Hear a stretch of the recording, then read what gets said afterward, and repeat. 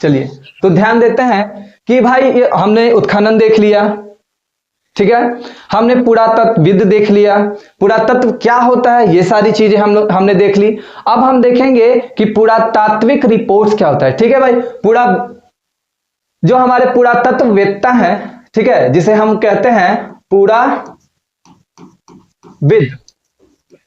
ठीक है, क्या कहते हैं, पुराविद। ठीक है, अब ये जब चीजों को एक्सप्लोर करेंगे, चीजों को ढूंढेंगे, बहुत सारे जगहों पर जाकर के उत्खनन करेंगे, ठीक है, और वहां से जो भी चीजें मिलेंगी उन सारे चीजों का वो रिपोर्ट्स तैयार करेंगे। क्या करेंगे, होता है ना हमारे घर में भी, इवन हम कहीं ऑफिसेस में भी होते हैं, तो जब हम कोई कार्य करते हैं तो उसका हम एक रिपोर्ट तैयार करते हैं कि इसका क्या कंक्लूजन रहा, क्या रिजल्ट रहा, और इस सारी चीजों को हमने कैसे प्राप्त किया है। ठीक है, तो यहां पर उन्हीं सारी चीजों को हम लोग देखेंगे कि पुरातात्विक रिपोर्ट क्या होता है, क्योंकि इन्हीं पुरातात्विक रिपोर्ट के माध्यम से पूरे इतिहास को लिखने का प्रयास किया जाएगा। हम इन सारी बातों को हम और भी आगे और भी बेहतर ढंग से समझने का प्रयास करेंगे। तो देखेंगे कि राय बहादुर दयाराम साहनी और राखल दास, ध्यान रखिएगा, राय बहादुर दयाराम साहनी जी ने, एक मिनट,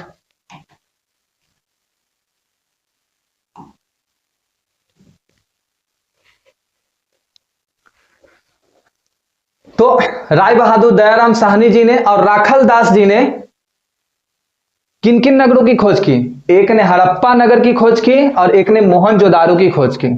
ठीक है, तो इनके जैसे और भी बहुत सारे विद्वान हुए जो बहुत सारे नगरों की खोज किए, उन्होंने अपनी रिपोर्ट्स को तैयार किया। इन्हीं रिपोर्ट्स के आधार पर हम कुछ बातों को कहेंगे, कुछ निष्कर्ष निकालेंगे। जैसे हम देखेंगे कि राय बहादुर दयाराम साहनी, राखल दास आदि जैसे विद्वानों ने हड़प्पा सभ्यता के विभिन्न स्थलों के उत्खनन के उपरांत पुरातात्विक रिपोर्ट प्रस्तुत की थी।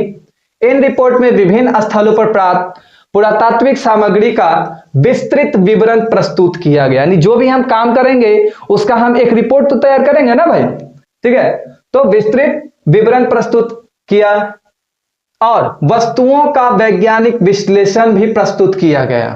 वर्तमान और उन वस्तुओं का वर्तमान में मौजूद वस्तुओं से मिलान किया गया, तुलना किया गया। ठीक है, वर्तमान में मौजूद वस्तुओं से तुलना की गई और निष्कर्ष निकाला गया कि उन वस्तुओं की उस समय काल में क्या उपयोगिता रही होगी। ठीक है, यह निष्कर्ष अनुमान के आधार पर था, क्योंकि इनकी लिपि अभी तक पढ़ी नहीं गई है, और यह सच बात है कि अभी तक हमने हड़प्पा सभ्यता की लिपि को पढ़ी नहीं है। ठीक है, हम ध्यान देंगे कि आर्कियोलॉजिकल रिपोर्ट पर scholars like Rai Bahadur Dayaram Sahni, Rakhal Das, etc. had presented archaeological reports after excavation of various sites of Harappan civilization. In these reports, detailed described of archaeological material found at various sites was presented. Scientific analytics of the find of objects was presented. Comparison was made with the currently existing object and conclusion were drawn. This conclusion was based on conjecture, as the script has not yet been deciphered. ठीक है, तो हम ध्यान दे रहे हैं कि हम वैसे चीजें जो आज मौजूद है और वैसी चीजें जो पहले मौजूद थी, उन दोनों के बीच में हम अंतर को देख रहे हैं, उनके बीच तुलना कर रहे हैं, और तुलना के आधार पर हम यह निष्कर्ष निकाल रहे हैं कि उन वस्तुओं की क्या आवश्यकताएं होंगी, उन वस्तुओं की क्या उपयोगिताएं होंगी, क्योंकि तभी तो हम जान पाएंगे कि उस काल में जो भी वस्तु हमारे सामने आज जो प्राप्त हैं उनका काम क्या था, और इस आधार पर हम बता पाएंगे कि वहां की सामाजिक व्यवस्था कैसी थी, वहां की आर्थिक व्यवस्था कैसी थी, वहां की राजनीतिक व्यवस्था कैसी थी, और वहां की धार्मिक व्यवस्था कैसी थी। तो ओवरऑल हम एक समाज को कैसे चित्रित करेंगे कि भाई वहां के लोग वहां के लोग खाते क्या हैं, कैसे रहते थे, और किन चीजों का इस्तेमाल करते थे, और अपने घर बार को चलाने के लिए किन किन चीजों का प्रयोग किया करते थे, क्या काम किया करते थे, वहां का प्रशासनिक व्यवस्था कैसा था। ठीक है, जब हम इन सारी बातों को समझ पाते हैं तभी तो हम कहते हैं कि हाँ भाई कोई सभ्यता ऐसी थी और कोई सभ्यता वैसी थी। चलिए ध्यान देते हैं अगले हम अपने टॉपिक पर आते हैं। यहां पर देखिए हमने आपके लिए एक बेहतर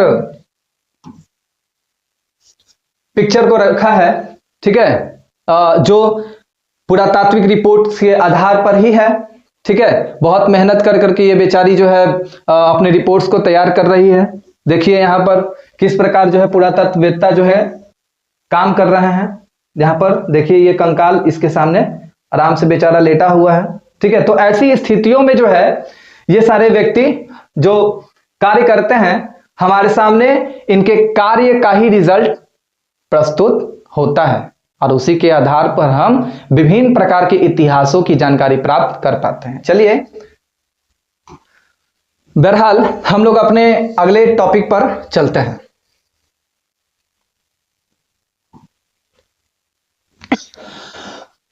तो बहुत सारे पुरातत्ववेत्ता ने रिपोर्ट्स तो दे दी, ठीक है।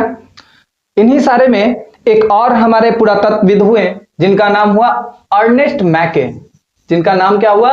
अर्नेस्ट मैके। इन्होंने मोहनजोदारो में हुए उत्खनन पर 1937 में एक रिपोर्ट प्रस्तुत किया था, ठीक है। और उस रिपोर्ट के आधार पर वहां से प्राप्त एक वस्तु जिसे आज हम क्या कहते हैं उसे, आप अगर बिहार में रहते हैं और तो आप लोग जानते होंगे उसे, हम लोग लोढ़ी आप लोग सुने होंगे, ठीक है, जिसमें मसाला को कूटा जाता है, मसालों को पीसा जाता है, ठीक है। सिलौटी और लोढ़ी बोला जाता है मे बी, ठीक है। तो ध्यान दीजिएगा कि वैसी ही वस्तुएं जो है ये मोहनजोदारो में भी बहुत ज्यादा संख्या में प्राप्त हुई। तो देखिए 1937 में इन्होंने रिपोर्ट्स प्रस्तुत किया और उस रिपोर्ट में उन्होंने बताया कि यहां पत्थर की चक्की की तरह एक अवतल पत्थर मिला है, साथ ही सील पर बट्टे की तरह एक पत्थर मिला है। कैसे?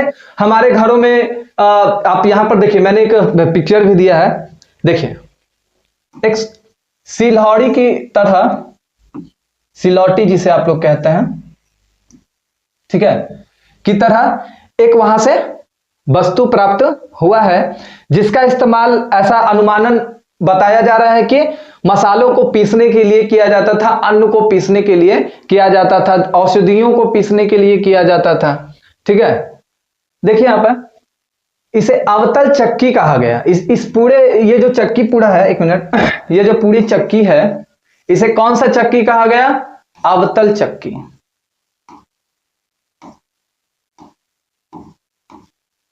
ठीक है। इसे अवतल चक्की कहा गया जो यहां अधिक संख्या में प्राप्त हुआ।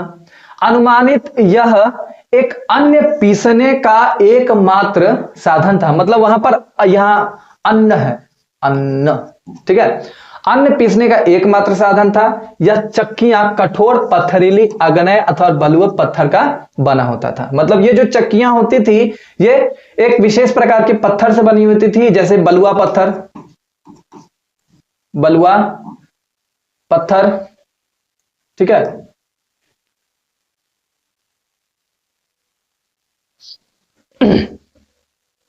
जैसे बलुआ पत्थर, ठीक है।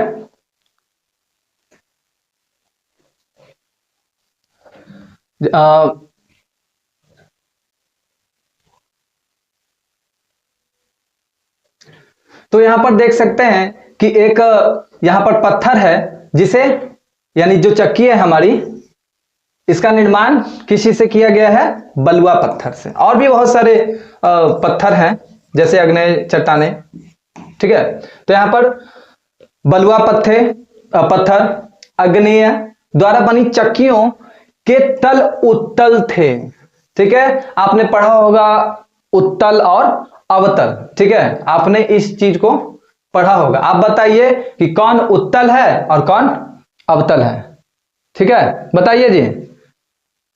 उत्तल कौन है, अवतल कौन है? ठीक है,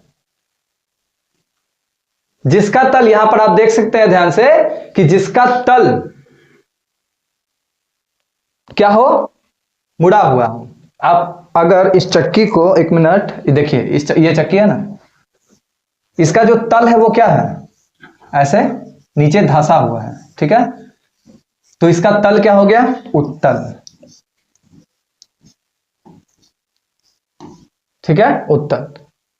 ठीक, और यहां पर देख सकते हैं एक और चीज, इसका जो सतह है वो सिलौड़ी से क्या हो गया है, खोखला होता चला गया है। ठीक है, तो उत्तल थे, अतः इन्हें मिट्टी में जमा कर रखा जाता होगा। यहां दो प्रकार की चक्कियां मिली हैं, एक छोटा पत्थर, ये वाला जो पत्थर है वो एक छोटा पत्थर है। एक मिनट थोड़ा सा इरेज कर देते हैं ताकि दिखे, हो कि मिट जाए। हाँ, बहुत अच्छा। तो ध्यान देते हैं कि यहां पर जो चक्की है वो दो प्रकार की है, एक छोटी पत्थर और एक बड़ी पत्थर। ठीक है, नीचे वाला पत्थर आगे पीछे चलाया जाता था, जो छोटा पत्थर होता है वो नीचे वाले पत्थर पर आगे पीछे चलाया जाता था, इससे नीचे वाला पत्थर खोखला हो जाता था और ऊपर वाले पत्थर से जड़ी बूटियां तथा मसाले को कूटा जाता था। ठीक है भाई, हम सब हमारे घरों में जो है इस चीज का इस्तेमाल करते हैं। हमारे घरों में जो है क्या होते हैं, सिलौटी होते हैं। ठीक है, और उस सिलौटी के ऊपर एक छोटा सा पत्थर होता है जो मसालों को कूटने में क्या आता है, काम आता है। सभी लोग इस चीज को जानते हैं। तो उस समय काल में भी इस तरीके की चीजें प्राप्त की जाती थी। क्यों? ठीक है, देखेंगे कि a report was presented in 1937 on the excavation done in Mohenjodaro by the famous archaeologist Ernest Mackay that a concave stone like a stone mill was found here and a stone like a stone on a grinding। मतलब हम ये जो stone है इसका इस्तेमाल किस चीज के लिए किया जा रहा है, ग्राइंडिंग के लिए किया जा रहा है, चीजों को कूटने के लिए किया जा रहा है। ठीक है, ध्यान रखिएगा, चीजों को कूटने के लिए किया जा रहा है। ठीक है, यहां पर गलत नहीं समझ लीजिएगा आप लोग तो बहुत समझदार हैं। ठीक है, तो grinding stone was also found, this was called a concave mill which was found here in large number। यानी यहां पर बहुत सारे संख्या में हमें ऐसी चीजें प्राप्त हुई हैं। ठीक है, it is believe that this was the only means of grinding. मतलब ये जो वहां पर अन्न को पीसने का एकमात्र साधन होगा। This mills were made of hard stone igneous of sandstone। The base of this mill was convex, so they must have been stored in the soil। Two type of grinding mill have been found here। The smaller stone was moved back and forth of the lower stone। This made the lower stone hollow।